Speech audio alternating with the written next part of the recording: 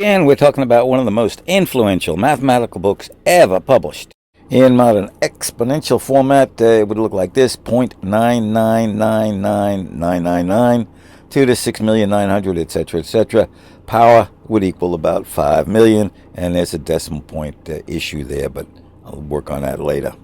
Accuracy is only about 4 to 5 decimal places overall due to some calculation errors. Dr. Bruce, 17th Century Maths, has published corrected tables. You can check that formula over against them. Both Napier's original language and a modern algebraic interpretation are too precise for a general introduction. As they become more precise, they become more obscure. It becomes too difficult to understand all the detail. And Napier's original definition of logarithms comes from the constructio, which was written before the descriptio.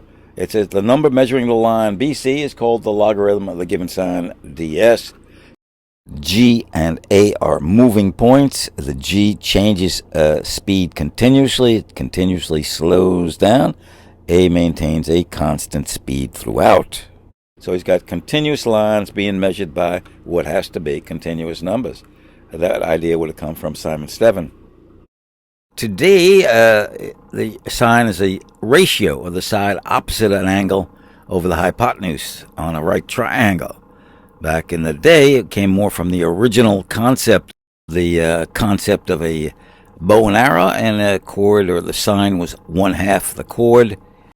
Napier's imagery, what he was thinking of, involved a sequence of lines getting shorter and shorter. Sines were distributed along the geometric line as a projection from an angular measure, 600 times closer than shown here.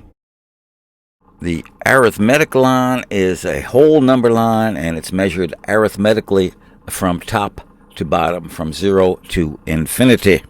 The sine or geometric line is measured first arithmetically, bottom to top, to 10 million, and then subtracted geometrically. It's an operation equivalent to a multiplying by a common ratio of a geometric progression. Looks like this. Move the decimal point 7 places to the left and then subtract that number and repeat.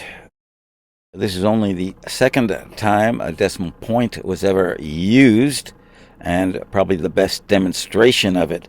Nevertheless, it was over 100 years before it came into common use. He did this several times using various ratios, all equimultiples of one another, so that he could get down the line much quicker. Principal signs and numbers look like this. And these numbers all work out pretty well in exponential format. Some of the numbers in between are a little off due to errors in calculation and maybe in difference in methods.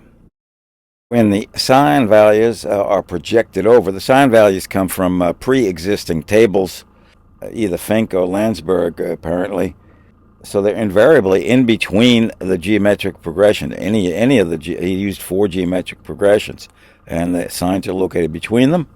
Napier then uses the arithmetic and geometric means approach to determine the value of the logarithms of those signs. A good Euclidean proposition to understand is Euclid 6:13. Celestial navigation and spherical trigonometry may have been his primary concern, and he may have started with an idea for improving prostapherisis, as suggested by John Moulton in his tercentennial address. Filipowski in 1857 indicated that the main invention was the proof of concept that logarithms could work, that you could put all numbers whatsoever into the concept rather than just the terms of the progression itself. And some ideas here from one of my favorites, J.R. Pierce. The idea that some ideas are not very good because they don't strike at the heart of the problem. Napier struck directly at the heart of the problem, the difficulty of the calculations, and he worked on it to conclusion. I want to keep in mind here that this was an age of transition from Euclidean type of geometry to algebra, or towards current modern algebra anyway. Immediately preceding Napier, Stefan in arithmetic had indicated that number had the nature of magnitude, it was continuous. He also indicated that one maybe should be considered maybe like a number or something like that.